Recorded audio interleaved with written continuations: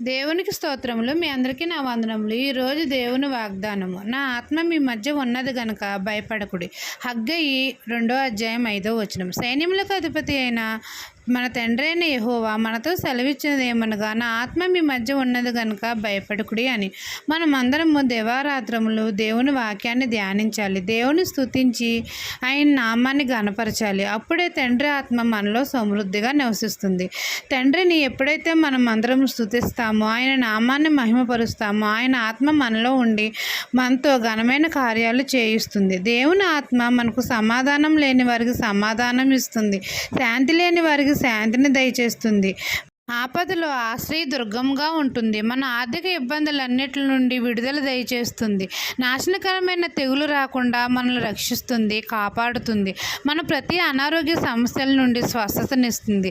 కాబట్టి పరిశుద్ధాత్మ దేవుడు మనలో ఉన్నాడు గనుక మనము భయపడిన అవసరం లేదు.